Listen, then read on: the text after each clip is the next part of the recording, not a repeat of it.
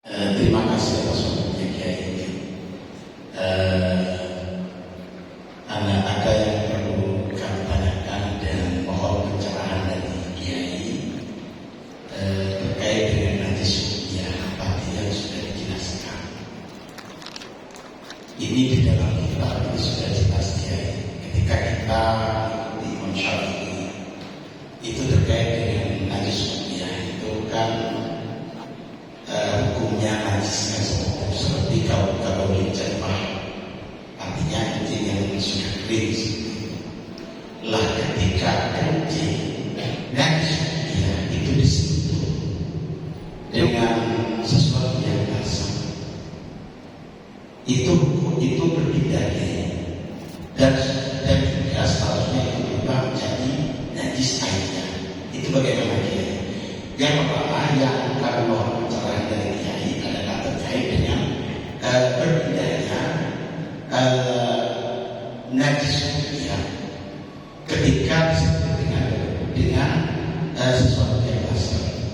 Yang kedua terkait dengan berbagai status ketika disebut dengan sesuatu yang basah itu berubah, awalnya menjadi ruqyah ketika disebut itu berbeda, yang mungkin itu menjadi najis ruqyah. Ini seperti itu ya, mohon pencerahan. Terima kasih. Lagi apa langsung? Langsung aja ya. Hah? Langsung. Ya. Terima kasih. Kalau tadi dari airnya itu pada hukumnya sudah selesai. Ya, selesai. Di mana itu hanya tadi ya. Kalau selesai ya nggak ada najis. Hukumnya tidak ada karena ya mana aja sudah sampaikan tadi. Kalau di situ kembali kepada ini ya kenapa? Karena najis yang kamu campurkan ini menjadi najis. Dan najisnya bukan najis yang asalnya suci ini menjadi najis. Kalau memang tidak mengalir. Kenapa? Hal ini rancang di dalam pendapat Hanafi Syafi'i, tapi bisa dirumuskan. Rancangnya Imam Syafi'i menegaskan air sedikit kemasukan najis taghayyara amra najis. Imam Malik tidak. Ini saya malah enak pakai Imam Malik itu. Nah, kenapa Imam Syafi'i semacam itu? Memang karena ada gabungan dua hadis dari Jabir dan Tirmidzi. Yang satu mengatakan ila balaghal maqlatain la yajuz. Kedua al-ma'la ila syai'in la yataghayyara ta'muhu aw rihuhu cuma bisa dilalui. Nah, akhirnya digabungkan yang kamu ditaksis dengan yang satu, yang saya ngerti akhirnya dipakai rumusan ila balaghal maqlatain la yajuz ila yataghayyara ta'muhu aw rihuhu. Yang kemudian mengambilkan mafhum ketika air itu sedikit kena najis maka ya Allah. Makanya ketika tadi itu barang itu kena najis, air itu sedikit kena najis, tapi dengan catatan tidak mengalir. Ini akan jadi najis. Akhirnya najisnya ini karena airnya asal suci belum jadi najis, seperti yang saya sampaikan tadi di dalam masalah istinja. Kenapa berdasarkan Allah yang telah alaihi akhir? Tidak ada hadisnya. Hadisnya cukup kan Nabi tidak minta apa itu namanya diambilkan batu dikasih kuah. Kalau hal itu berarti najis. Kemudian kan Nabi pakai batu, di mana batu hanya untuk istinja. Kalau menggunakan najis tidak boleh, tetap layak bau najas, layak bau atas pala disini najas bila maun mutlak. Karenanya ketika nanti dimasukkan najis lain atau air atau apa akhirnya ini tidak boleh dengan pakai batu. Kenapa? Karena bukan istinja lagi mimba bizalati najasa. Demikian pula saja ya, karena ada sesuatu di situ maka akan bizalati najasa yang berupa datangnya perkara itu akan jadi najis. Namun saya kondisi dengan air yang tidak, air yang dengan catatannya air bukan air yang tohir, mutahhir yang mengalir. Kalau air yang tahir mutahhir, yang ngalir malah justru semua. Kenapa? Karena ada Arabi pada di masjid, kemudian Rasulullah memerintahkan sahabat untuk mengambil daun terus disiram. Padahal air ini ketemu dengan najis. Airnya juga sedikit. Daun tetap sedikit. Dikena najis, tapi kok nggak apa-apa.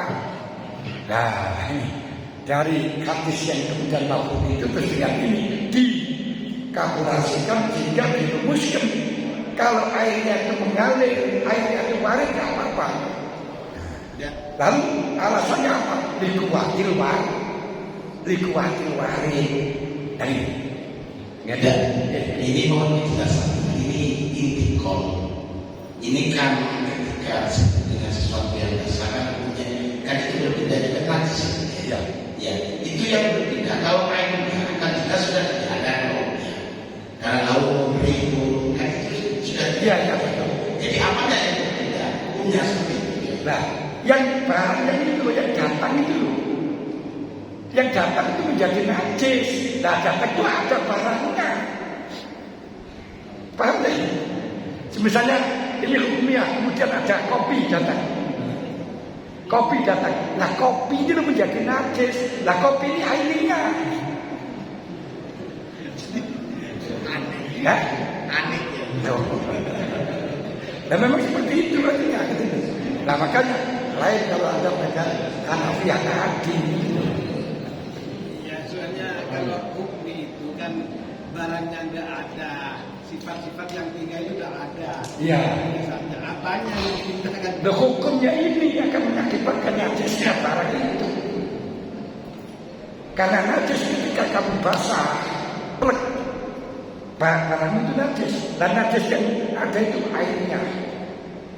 Nah, airnya. Makanya kecuali kalau air itu mengalir dan tohir, mutahhir. Kenapa? Karena Rasulullah menyatakan sahabat mengambil daun digunakan nyiram air. Kalau tidak pakai ini, di jeding tidak akan pernah ada jeding yang suci. Kenapa? Karena kamu kencing, kamu siram, saja semua itu nanti. Padahal ada air. Akhirnya ulama Syafi'iyah yang menjelaskan likuatil warid. Cuman itu nanti ada syarat. Gusalatun najasah tohirun ba'da toharatil mahal. Satu.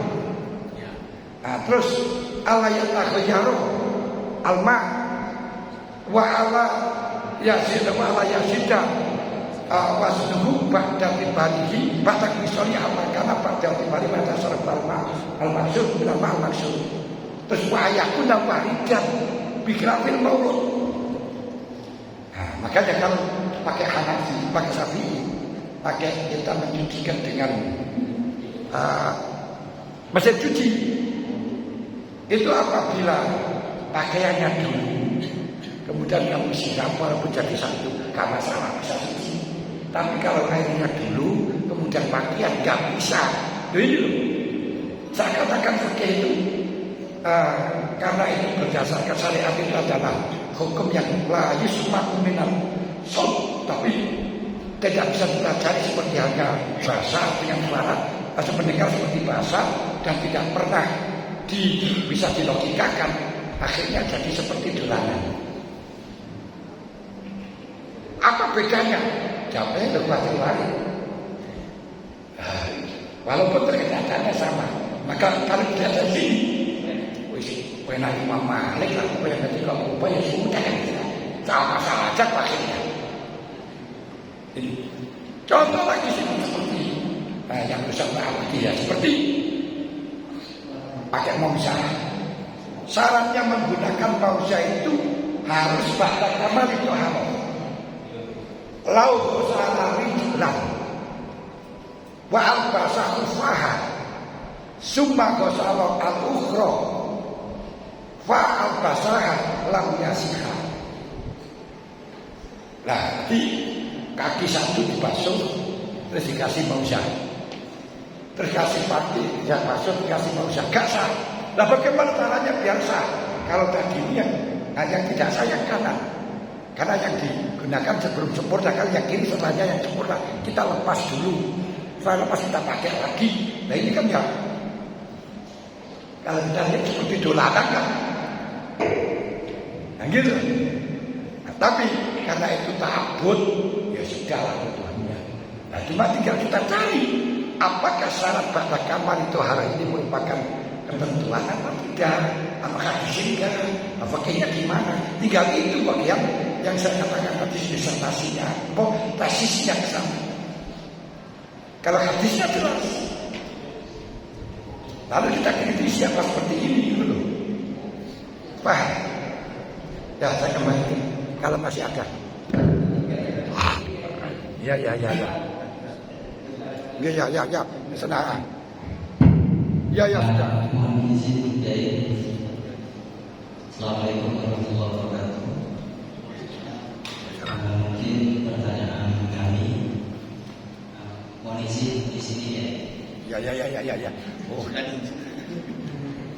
Assalamualaikum warahmatullahi wabarakatuh. Waalaikumsalam. Mungkin pertanyaan kami pada kesempatan ini lebih mengarah ke tema, yaitu mengkontekstualisasikan Social 5.0. Perlu kiranya kami kasih prolog dulu mungkin. Tadi kami sempat membaca dan sedikit mengkaji mungkin dari file yang dikirim Kiai itu berkenaan dengan kontekstualisasi fikih. Nah, sedikit kami punya gambaran bahwa sebetulnya itu ada istilah human dignity. Human dignity artinya seorang manusia itu memang berhak mempunyai watak pemikiran, hak berpikir ataupun watak kedudukan di mata manusia yang lain. Nah, watak itu tidak bisa dipisahkan dari seorang manusia menurut hukum hak asasi manusia seperti itu kira-kira. Kecuali yang bisa mengendalikan adalah sebuah kekuasaan. Nah, dalam hal ini kalau kita melihat ke teman-teman santri, berarti human dignity yang dimiliki oleh santri itu kekuasaannya ada di tangan penuh seorang pengurus atau pengurus seperti itu. Karena yang mempunyai kekuasaan dalam diri adalah seorang guru. Nah, ketika kita melihat ke pembicaraan atau tema yang diangkat pada kesempatan malam hari ini, mengkontekstualisasikan fikih, kita coba melihat dalam file yang dikirim oleh Kiai barusan itu bahwa kita sebagai santri tidak boleh terlalu dogmatis, sekterianisme, tidak boleh terlalu fanatik buta terhadap teks kita. Artinya kita tidak boleh menjadi seorang kaum yang tekstualis. Namun di samping itu jangan sampai kita menjadi santri yang liberal. Tidak boleh terlalu inklusif sehingga membuka ruang-ruang pemikiran ataupun membuka pintu ijtihad seperti itu. Artinya jalan alternatif yang dipaparkan oleh Kiai, maka kita harus berada di tengah-tengah moderat seperti itu. Nah, pertanyaan kami, ketika kita sebagai pengurus misalnya ingin mendoktrin santri agar mempunyai pemikiran seperti itu, apakah ada waktu tertentu? Artinya begini, kalau doktrinan seperti ini kita berikan terhadap santri yang masih primitif, semisal masih tidak ya, apakah itu masih cocok untuk diimplementasikan atau masih belum waktunya untuk mendoktrin santri agar supaya belajar mengkontekstualisasikan kitab dengan isu-isu sosial yang ada? Itu yang pertama. Kemudian yang kedua, tadi Kiai sempat memaparkan tiga hal, menerangkan 3 hal bagaimana cara kita mengkontekstualisasikan fikih di era Society 5.0. Yang pertama adalah kita mencari buku, kemudian yang kedua kita cari validitasnya, yang kemudian bisa mendapatkan nilai 1, dan yang ketiga kita harus mempunyai pemikiran yang kritis, harus mengkritisi. Nah, namun saya melihatkan dari tadi kayaknya masih belum ada tuntunan atau apa istilahnya itu, pedoman bagaimana cara kita menggunakan validitas atau mempunyai pemikiran mengkritisi, cara mengkritisi sepertinya itu tidak ada, cuma sebatas contoh seperti itu. Sehingga meskipun kita mempunyai 3 konsep yang sudah diberikan Kiai, kita bingung caranya itu bagaimana, karena tidak ada tuntunan-tuntunan yang pas cara menguji validitas, kemudian cara mengkritis yang benar itu bagaimana. Apakah ada pedoman khusus atau bagaimana? Mungkin hanya ini. Sebetulnya masih ada 4 pertanyaan, namun kami kasih yang saja. Assalamualaikum warahmatullahi wabarakatuh. Waalaikumsalam warahmatullahi wabarakatuh. Kali menasihkan kita sedang belajar gereja. Jadi pertama yang belajar baca dulu aja. Jangan langsung tidak perkembangan kontekstualisasi, bisa baca itu saja sudah. Sekarang itu sudah tidak kerja karena ada tamat tidak bisa berjalan. Nah baru karena tadi itu sudah kan waktu masa. Nah karena waktu masa tanpa kita bisa mengembangkan semacam itu dengan pakai teks tidak bisa mendapatkan rumusan yang sahih, tidak bisa. Karena semu apa yang kita kembangkan tidak jelas. Nah, baru setelahnya tidak baca sudah bisa murati di sini. Nah, yang dulu, murati semuanya. Terus menyimpulkan perbab. Setelahnya baru menyimpulkan perbab, baru itu nanti kita digunakan untuk cari validitasnya.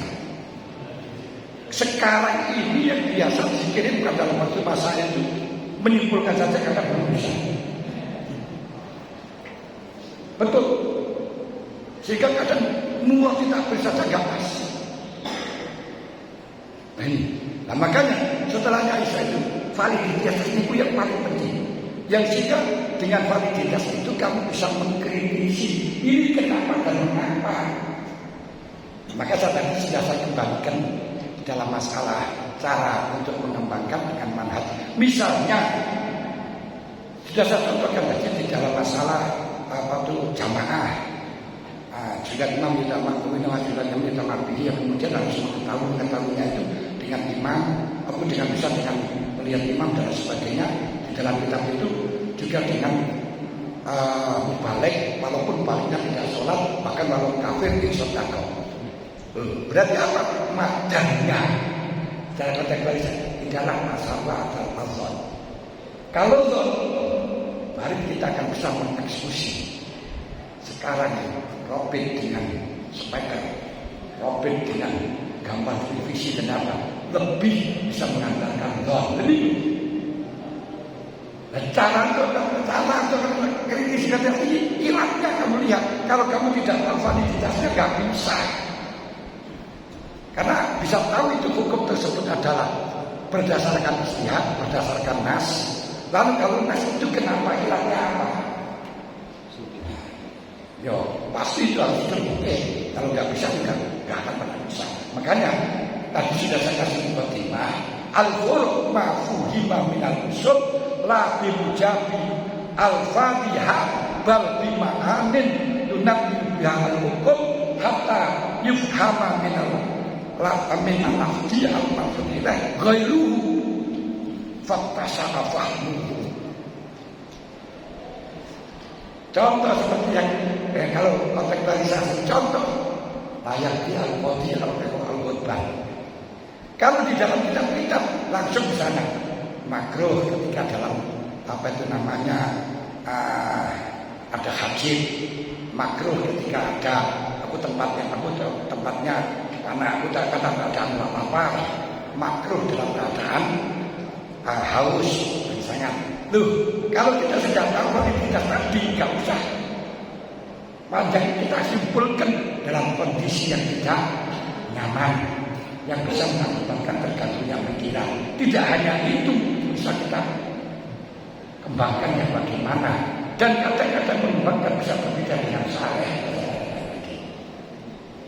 Contoh dalam seperti pagi tadi, seperti apa itu namanya orang pakai potas kemudian apakah sudah ada istilah? Contoh-contoh yang ada itu adalah kalau sudah istilah orang lain nggak boleh, kalau tidak. Sekarang realitanya gimana? Mudah, gitu. Nah, terus seperti tadi masalah ijazah itu masalah Allah. Nah, kemudian sudah saya katakan tadi cara kontekstualisasi lagi seperti apa itu namanya kirot harus nakdin. Loh itu kenapa? Apa ada kurang hadisnya? Oh karena ini setelahnya kamu tahu. Oh karena hadisnya ini terus. Lalu kenapa kok harus nakdin? Tesis. Oh ini karena akan nambahin pekerjaan yang tidak masuk di dalam urusan perdagangan. Tambah yang lain. Oh berarti sekarang kembangannya kontekstualisasi. Kalau dia pakai nakdin dasar, pakai emas dasar, harus pakai uang. Karena emas harus nambahin pekerjaan yang lain. Ini kita keluar dari teks. Nah ini berani ya, ini urusan kamu. Nah, ini masih caranya bagaimana? Seperti di dalam masalah sudah saya contohkan tadi, wa amma fakir dari masalah masyarakat itu mau juga ada, wa amma malam yajid masuk Allah, soal yang malah ada tak aneh. Ada hadisnya nggak ada. Nggak ada. Tapi yang ada di dalam hal ini yaitu ketika ada uzur nakir tidak dianggap. Anatir kan nakir. Ketika uzur itu biasa dianggap. Kenapa kembali turun dari bahim barahatin para ismail. Terus ketika ada tidak menemukan alat suci ini sudah mati, maka wajibnya ada. Kalau tidak menemukan tutup aurat itu tidak dipulangkan, bukanlah biasa. Itu zaman dulu.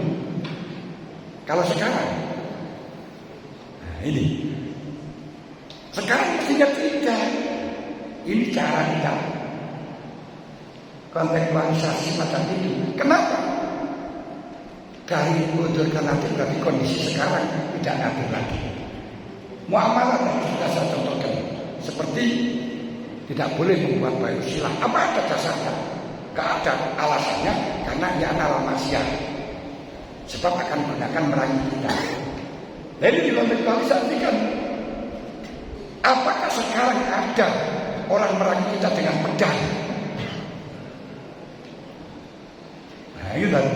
Makanya sudah gak ada haraman kita menjual pedang kepada orang kafir. Sebab akan digunakan kereta api atau cari kayu bakar. Nah sedangkan yang gak boleh jadi pasok senjata. Yang ini loh cara kontekstualisasi. Kita lihat kan ini. Nah ini berarti bagaimana kita lihat mansaul hukminya itu apa? Dasarnya itu apa? Tadi sudah dalam wapisnya sudah katakan jangan kencing pada air sendiri. Kenapa? Akan mencemarkan milik orang lain. Jadikanlah akhlak. Kalau tadi bakal koribnya tidak boleh kencing di bawah pohon, tidak boleh kencing pada air oke. Jangan karena hadisnya kita apa hadisnya? Oh hadisnya yang kita tahu bahwa yang selama minggu. Nah terus kita kritisi kenapa gak boleh? Alasannya apa? Bagaimana kalau airnya sendiri? Nah, itu kalau sejajarnya itu kalau dia memang carilah hikmah yang ada dalam syariat, dalam syarah. Itu biasanya disebutkan dalam syarah. Nah kalau sudah ada di dalam salah semacam itu, baru itu pengembangannya pakai itu namanya pakai manhaj. Nah, contoh lagi, kalau kita bisa seperti dalam kitab-kitab Ikramul Malik disamakan dengan Ikramul Sikhah. Kata bahwa akor ilal waris ini jangan salah. Lu alasannya apa? Alasannya li'annahu balagha ila haddin apa itu namanya sodakol al-kalim. Tidak waktu sudah ke kondisi yang mestinya orang-orang yang biasanya bohong saja akan jujur. Itu betul, tapi mengkofal dan Jambon mengatakan kondisi sekarang beda lagi. Orang sudah akan mati saja masih gak mau tobat. Nah itu, tapi sudah saya carikan cara menyelesaikan masalah hak dan sebagainya. Banyak tadi caranya. Nah itu caranya kita cari asal usulnya hukum itu bagaimana, muaranya bagaimana, itu yang kita bawa.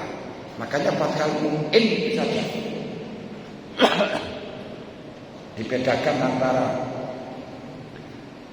apa itu namanya ketika mengatakan sesuatu di mulut kemudian lupa sampai tertelan, tidak apa-apa. Tapi kalau kita makan di air masuk akal, ini kenapa dan mengapa? Ini kita cari, nanti kita kembangkan semacam itu. Padahal ini semuanya tinggal itu saja. Kalau sampai nggak bisa itu, nggak akan bisa mengembangkan. Kalau pakai takbir itu bemo. Kenapa? Samakan dengan takbir ini karena takbir itu aslinya dari muara manhaj tadi terus dikembangkan oleh syarih. Dan itu sesuai dengan penemuan syarih. Gitu lagi ya. Tapi ya seperti tadi ya terus langsung ngomong anak-anak MI yang berbahasa kita kita ajak ke sana. Itu ya la faedah kalah bahasa kita saja nggak bisa. Nah makanya tentunya di dalam kontekstualisasi turas ini bagi yang sudah ngerti turas bagaimana cara mengembangkan. Kalau belum tahu turas belajar ngaji turas dulu. Kan gitu. Nah maka kadang-kadang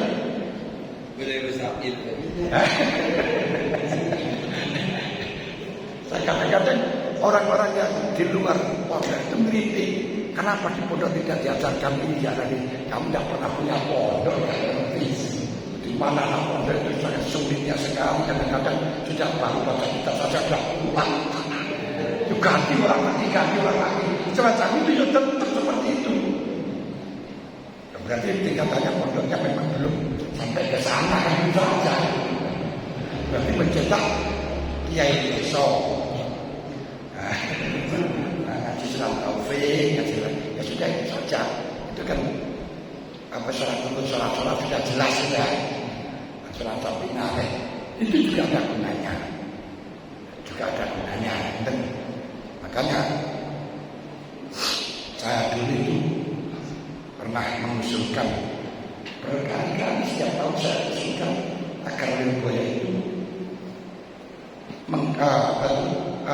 dari aliyahnya diganti dengan kajian khusus hadis, khusus tafsir, khusus fikih. Itu dulu semacam itu berkali-kali gak terima. Terus dijawab dengan almarhum Muhammad Aziz Mansur. Saya tahu. Saya terus jawab bagaimana?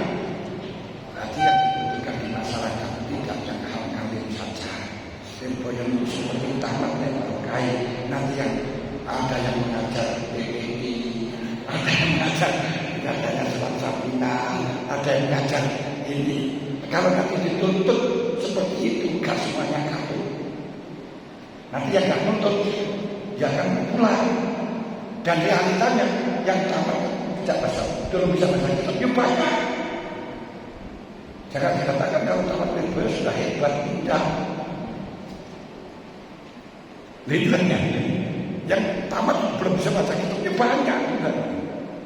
Nah, kalau semacam itu kan nanti kalau tamat kasihan. Wah, saya pinjol. Kalau memang yang seperti kontekstualisasi itu disuruh ngajar PPI, tidak bisa. Terus terang saya disuruh ngajar apa bahasa gak bisa saya. Nah itu ada tangga sendiri. Tapi alhamdulillah cita-cita itu kemudian dijawab oleh Allah. Ada makali, makalah ulang, makalah sanya yang jelas khusus. Terus aliyahnya dulu di bawah asalnya ganti aliyah, jadi sama aliyahnya diganti ya. Tapi ya semuanya itu masih membutuhkan waktu dilajari. Itu semacam itu. Nah kalau nanti sudah di dalam apa itu namanya kali itu waktunya untuk belajar kontekstualisasi. Kalau yang jalan ya sudah cukup dengan iso murah, iso nyimpulkan itu sudah bagus. Nah ini kalau saya apa itu nanti masih dituntut bagaimana cara ngajarkan kepada anak-anak. Wah ya itu repot kalau anak-anak akan diajarkan semacam itu. Anak saya kecil belum mau Quran seperti itu bagus sekali. Nggak dengan tidak bisa kita tuntut ini melihat tingkatannya. Tapi kalau ini berarti lamaran ini untuk S1, S2 sampai doktor. Makanya kalau sudah mau bisa apa itu namanya sekretaris terus tesis baru disertasi membuat rumusan-rumusan yang sesuai dengan masa kini itu tidak mungkin kalau tidak ada apa itu namanya kritis. Nah kritis tak mungkin kalau tidak tahu validitasnya. Makanya katakan validitas dulu, terus kritis dengan pakai manhaj. Kenapa? Pakai kalau sudah sampai tadi itu sudah apa itu namanya cari validitas akan tahu ini penyebab hukum ini kenapa tahu. Gitu. Nah, seperti Imam Syafi'i pakai dengan kod. Kenapa? Oh ini berarti sudah keluar dari mansus. Hadisnya itu ada soal menjadi. Berarti kalau itu mengajarkan kita yang manfaat. Kenapa kod yang manfaat? Berarti yang paling manfaat. Bisa paham? Ya ini saya kembalikan kalau masih ada ya itu. Kasihan yang tapi kita berdiri. Ya silakan.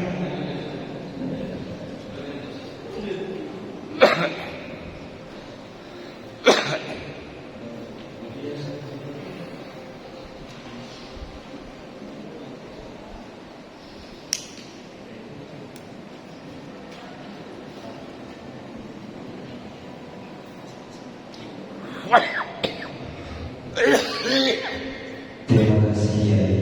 Saya tidak ada Kiai. Saya tidak mempunyai kesempatan untuk menanyakan apa yang ingin saya tanyakan. Karena panitia ini yang menanyakan semua. Bismillahirrahmanirrahim. Yang ingin kami tanyakan adalah sederhana terkait kontekstualisasi dan teksturos.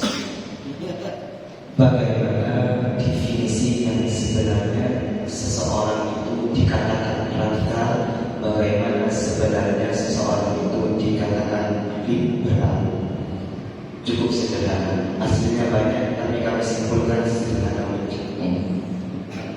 Terima kasih. Terima kasih. Jadi radikal itu harus seperti ini. Makanya tadi saya katakan tidak dikatakan fakih hatta Quran mawjudan. Kalau belum tahu wajah-wajah yang banyak dalam Quran itu belum dikatakan pakai. Nah, ini kalau tekstual saja, keterangan yang hanya ini. Misalnya dalam kitabnya, kalau tadi misalnya di dalam kitab, yo harus dengan nakdun. Kalau di hukumnya di sini tidak boleh menjual ulat dan seterusnya. Kenapa? Karena hisah.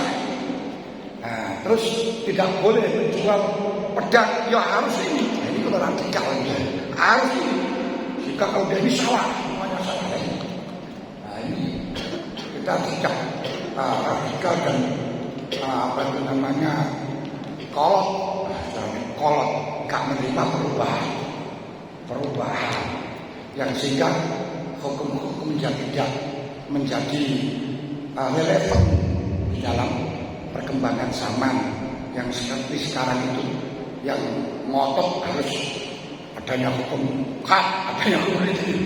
Nah, ini karena nggak bisa mengembangkan fikih yang harus begitu dikira hukum Islam hanya itu saja. Padahal ketika dihukumi kisah, tetap semuanya akan salah. Kalau kita mengikuti pendapatnya Syafi'i, orang Islam membunuh non Islam gak boleh dikisos, tapi sebaliknya dikisos. Tapi cara Hanafi sama. Sehingga kalau kita berada di negara Islam, hukum ini akan salah. Kalau kita mengikuti Syafi'i disalahkan dengan Hanafi akan disalahkan dengan Syafi'i, kan katanya. Sehingga ketika Abu Yusuf menjadi Qadil Qudot, sama dia dalam Yana Juz 4 memberi keputusan orang Islam membunuh kepada orang kafir harus kisos. Syafi'i demo, tapi demonya orang alim tidak seperti sekarang dengan masa itu tidak cukup dengan menghujani surat yang kemudian dia mengatakan juga pada saat adil karjail kota dan musliman bikafir. Ya ayyuhal muslimin, ilbihu ya Yusuf, apa Yusuf kota musliman bikafir. Setelahnya tahu semacam itu, Abu Yusuf menyampaikan sila kepada Harun Rasid sebagai khalifah. Lalu Harun Rasid mengatakan harus melakukan dengan khilaf. Akhirnya khilaf bagaimana? Dia nggak jadi. Nah terus makanya dicanangkan anti al-udul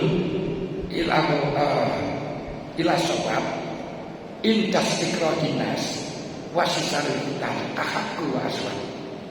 Kita pindah dari nas, kita pindah kepada yang benar, kita pindah ketika hukum, ketika ada terjadi istiqanas dari isarul hutan.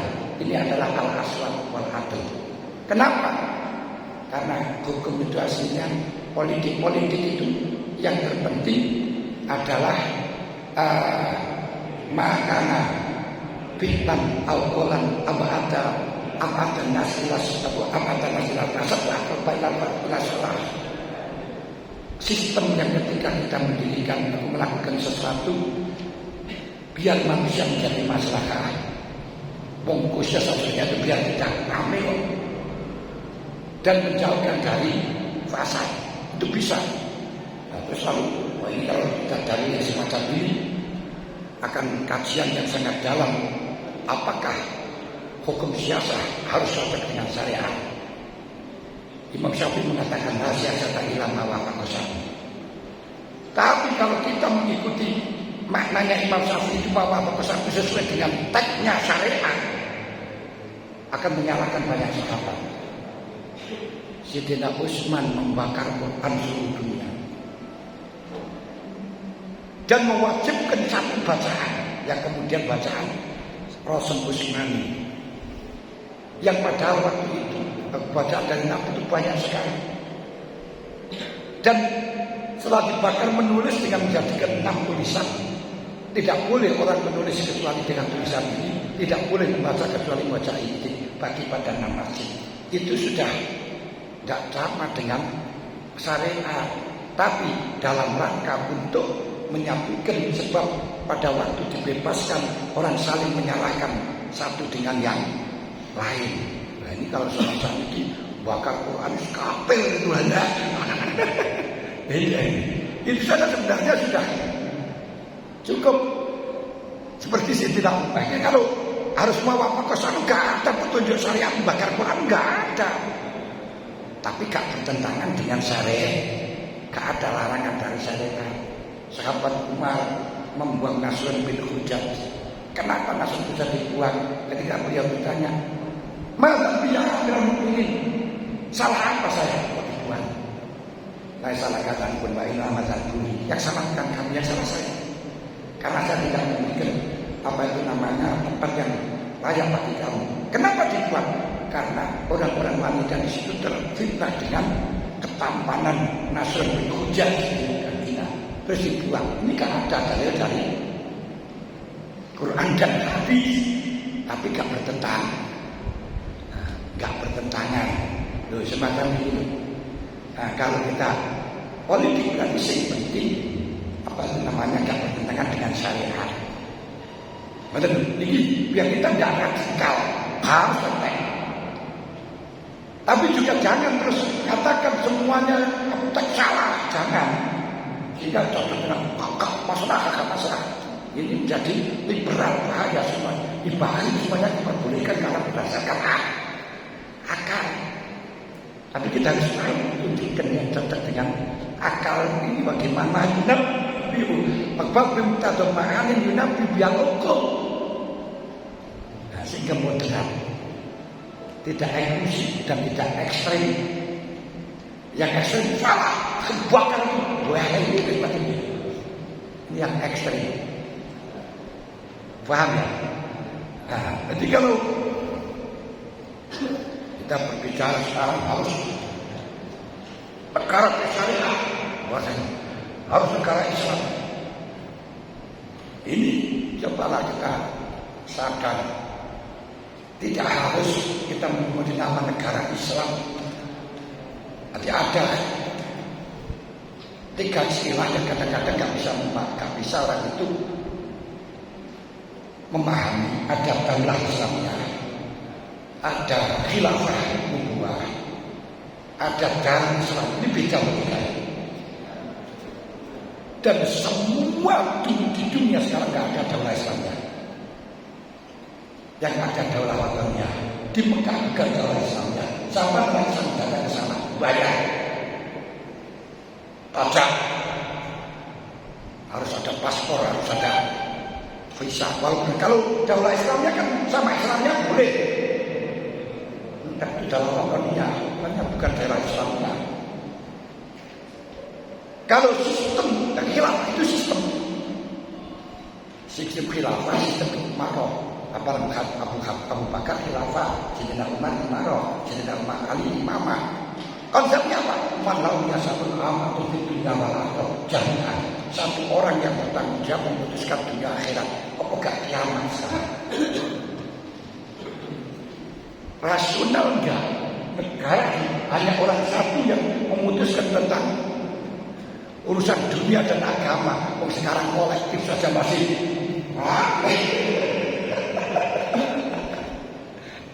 Ini loh, katakan saya, jadi sadar kok enggak ngerti, kok enggak apa ini enggak.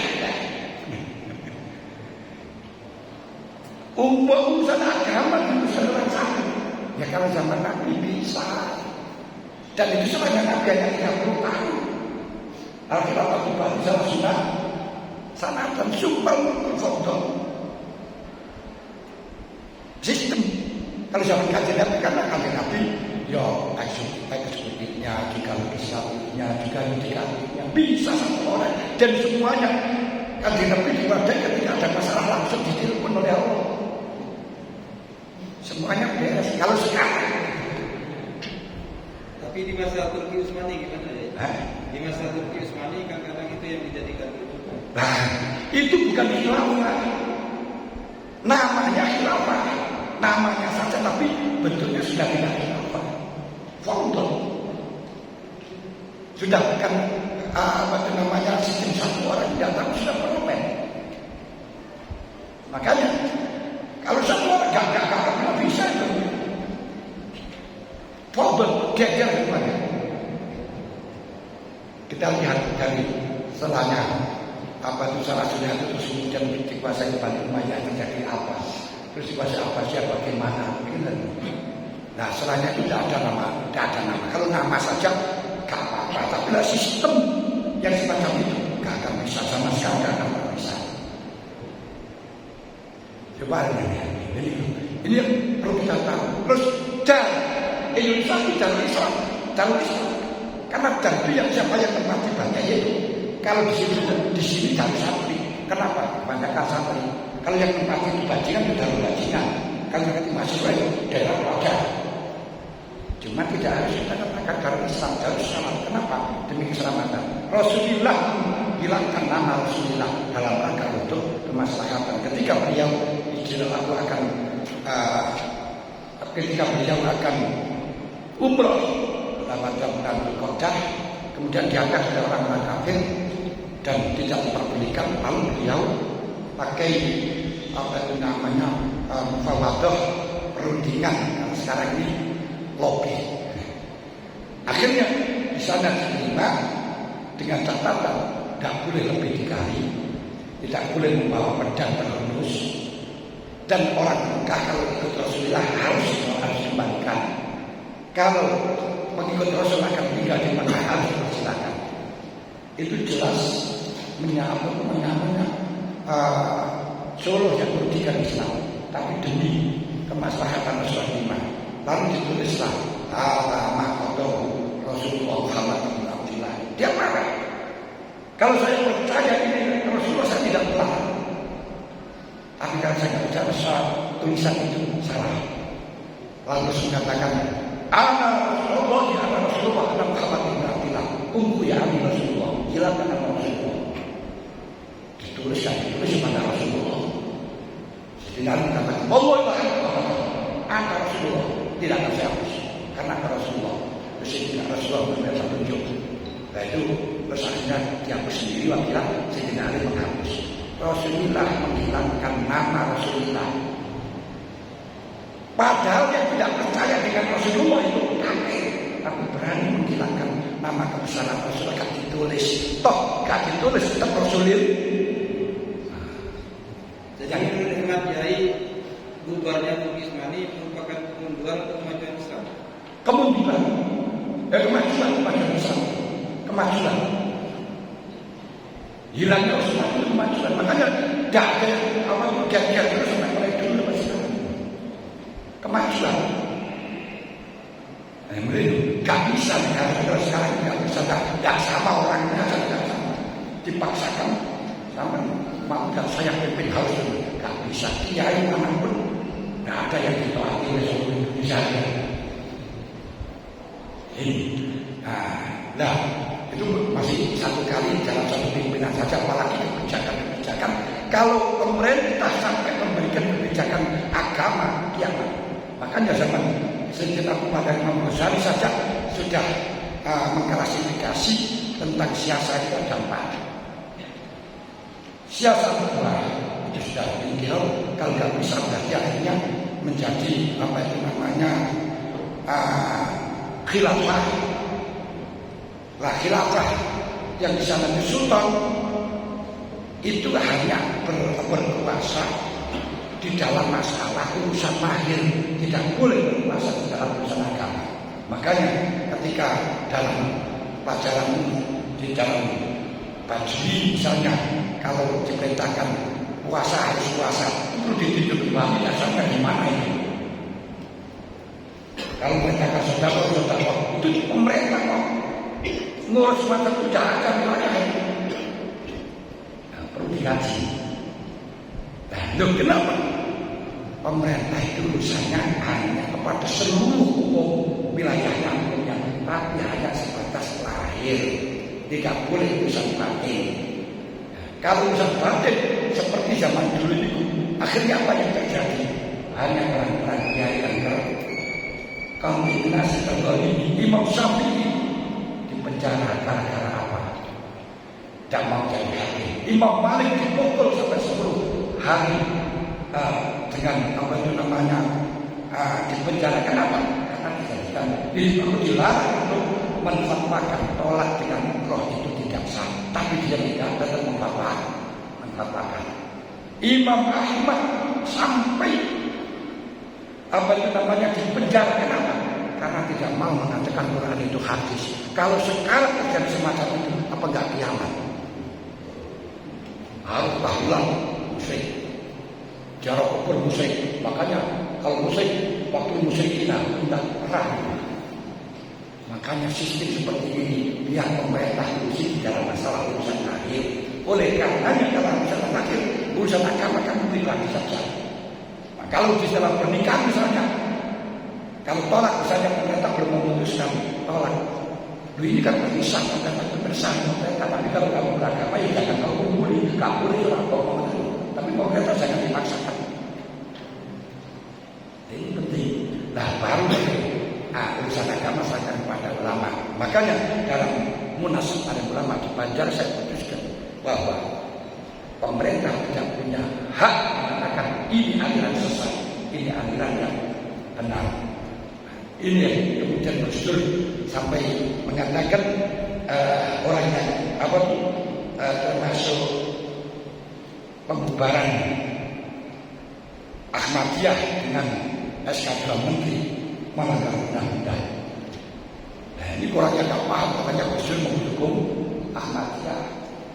Karena kalau di situ nanti ada SK2 Menteri dalam urusan agama itu sesat, NU itu bisa disesatkan.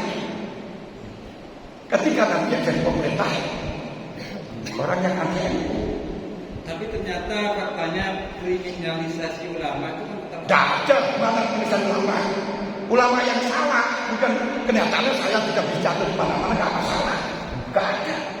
Nah, salah benarnya itu kan itu pandangan dari pemerintah ya, termasuk Imam Ahmad yang dipenjarakan yang tidak. Nah itulah dalam masalah khilafah. Korban khilafah karena pemerintah ikut campur dalam masalah agama. Makanya tidak boleh kamu pemerintah urusan di dalam urusan agama, urusan keamanan saja. Itu dalam khilafah ini. Dari sisi itu berarti jaga kemajuan. Iya. Kemajuannya apa? Akhirnya yang pakai semacam aman coba Indonesia. Ada berapa pulau, berapa apa itu namanya budaya, berapa bahasa. Gak perlu dengan yang lain. Inilah kemajuan. Tapi ini ya, yang saya baca buku karangan Tampilan yang berjudul Petunjuk Bangsa, kayaknya di sana itu dicantumkan bahwa negara Kesatuan Republik Indonesia ini bukan tidak mau menerapkan hukum Islam atau yang disebut dengan khilaf, tapi masih dalam perusahaan. Wah, tidak salah itu. Jadi sebelum di buku itu dicantumkan kaidah mana yang dulu dari gitu. Jadi bukan masalah kalau khilafah bisa kalau pakai MPL mendidik semuanya rakyat semuanya tapi mustahil, tak akan pernah ada. Jadi di dalam politik kebangsaan itu mengamalkan hukum Islam secara formal. Nah itu kita gak mampu, gak bisa. Dan secara aslinya sudah sesuai dengan hukum syariat, tapi dengan cara tadi itu seperti model moderasi, bukan modernisasi, modernisasi baik. Bagaimana dengan piagam Jakarta ya? Apakah masih relevan untuk dibicarakan? Sudah biasa seperti ini saja. Makanya tidak usah dihitung ketiga. Ya sudah, seperti ini sudah. Sekarang itu pun kita ibadah macam apapun tidak akan dilarang. Ada rekomendasi ulama, sampai sholat berapa rakaat, sampai ngaji, sampai poso dilarang. Enggak ada. Jadi ini ulama yang salah harus diadili, yaitu karena memang melanggar dalam urusan negara kan itu saja.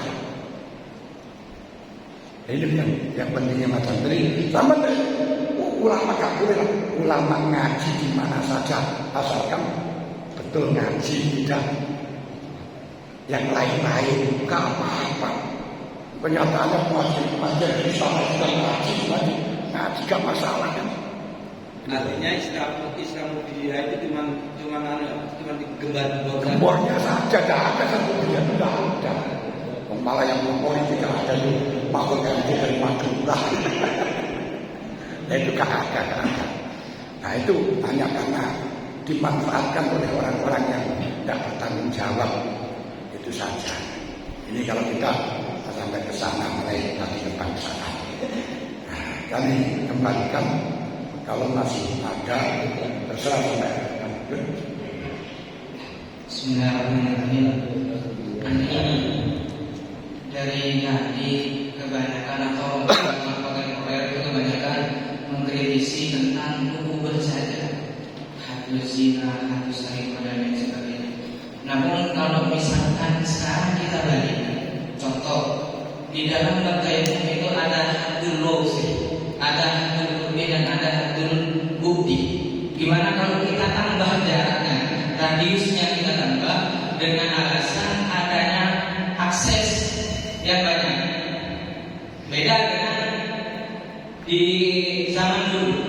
Atau juga ada contoh, mohon maaf ini sebelumnya, ada contoh yang intisyarul fitnah.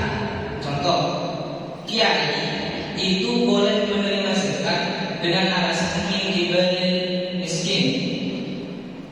Sedangkan petani itu tidak boleh, karena di sana ada malahu ma'lum atau kasbu. Sedangkan kiai itu ada. Nah ini ada intisyarul fitnah, padahal kiai itu kaya, misalkan. Sedangkan petani itu tidak.